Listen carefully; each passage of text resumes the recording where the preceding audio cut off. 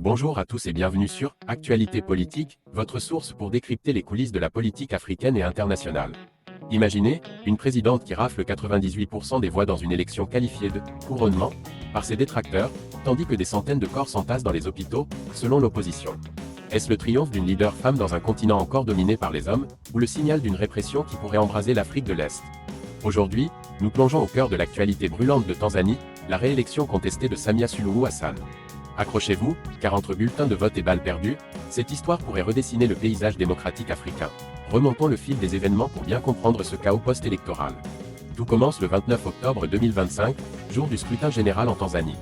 Ce pays de 70 millions d'habitants, bercé par les plages de Zanzibar et les savanes du Serengeti, organise des élections présidentielles, législatives et locales. Au centre de l'arène, Samia Suluhu Hassan, 65 ans, première femme à la tête de l'État depuis son accession surprise au pouvoir en 2021, suite à la mort de John Pombe Magufuli. Nommée par le parti au pouvoir, le Chama cha Mapinduzi, CCM, dominant depuis l'indépendance en 1961, elle se présente pour un mandat complet, mais l'élection n'a rien d'une compétition ouverte. Les deux principaux rivaux sont écartés bien avant le vote. Tundu Lissu, leader charismatique du Chadema, principal parti d'opposition, est arrêté en avril pour trahison et cybercrime, après avoir exigé des réformes électorales. Louaga Mpina, du parti Acte Wazalando, est disqualifié pour des motifs techniques par la Commission électorale nationale indépendante, CENI, dont les membres sont nommés par la présidente elle-même. Résultat, Chadema boycotte le scrutin, et Hassan affronte des figures mineures. Les observateurs internationaux, comme ceux du Parlement européen, dénoncent déjà un manque de transparence et une intimidation systématique de l'opposition. Amnesty International et Human Rights Watch rapportent plus de 200 disparitions forcées depuis 2019, un pattern de répression qui s'accélère avant le vote. Le 29 octobre, malgré les tensions, 87% des 37,6 millions d'électeurs inscrits se déplacent aux urnes, un taux impressionnant, mais entaché par des incidents isolés.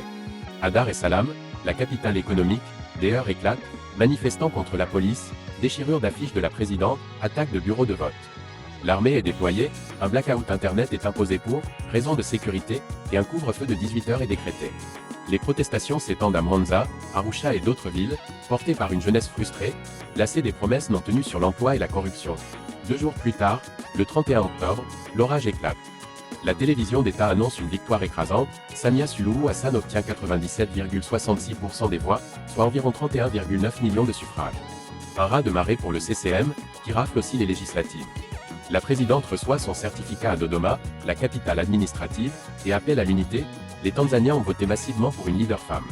Il est temps de unir notre pays, pas de détruire ce que nous avons bâti en plus de 6 décennies. Elle remercie les forces de sécurité pour avoir protégé le vote. Mais dans les rues, c'est l'enfer. Chadema, via son porte-parole John Kitoka, dénonce un massacre. À Dar es Salaam, 350 morts, à Mwanza, plus de 200. Au total, environ 700 tués depuis le scrutin, comptabilisés dans les hôpitaux par nos militants. Des sources diplomatiques et sécuritaires parlent de 500 à 800 victimes, principalement des jeunes abattus par balles ou gazés. Le ministre des Affaires étrangères, Mahmoud Thabit Kombo, contredit fermement sur Al Jazeera, aucun usage excessif de la force. Nous n'avons aucune donnée sur des morts, ce sont des exagérations de criminels. Le gouvernement parle de poches isolées de vandalisme contre des biens publics. Le 1er novembre, la tension culmine. L'ONU, par la voix du secrétaire général Antonio Guterres, exprime une profonde préoccupation, rapport crédible de morts et blessures lors des manifestations. Le Haut Commissariat aux droits de l'homme confirme au moins 10 tués dans 3 villes, et exige une enquête impartiale sur tout usage excessif de la force. Des ministres des Affaires étrangères du Royaume-Uni, du Canada et de Norvège appellent à la retenue maximale, et au respect de la liberté d'expression. L'Union africaine félicite Hassan tout en regrettant les pertes humaines.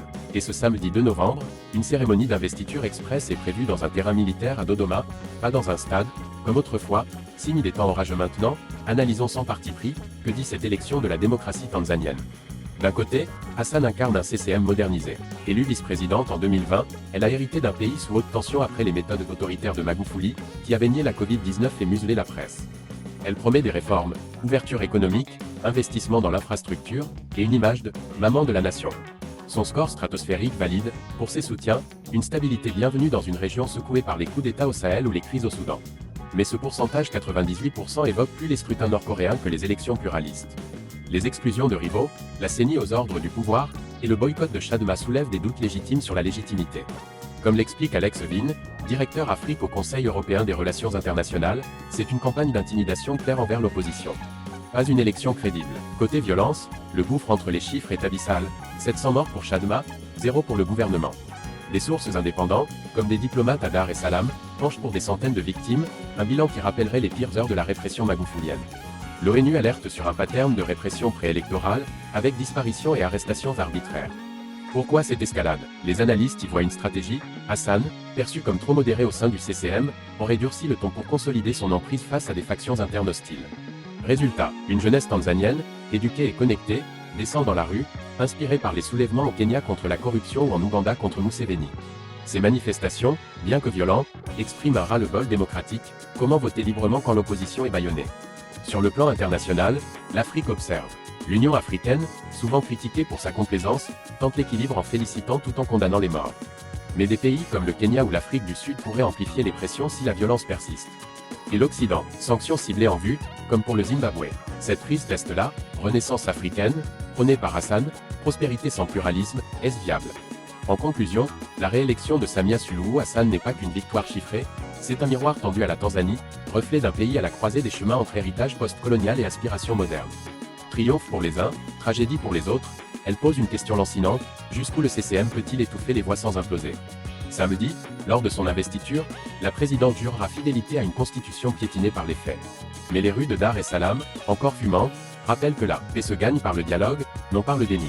Et vous, chers spectateurs passionnés par l'Afrique qui bouge, cette élection marque-t-elle la fin d'une ère démocratique en Tanzanie, ou le début d'une résistance qui inspirera le continent? Dites-le moi en commentaire, vos avis comptent pour décrypter l'avenir. N'oubliez pas de liker, partager et vous abonner pour ne rien rater des soubresauts politiques mondiaux. À bientôt pour plus d'analyses.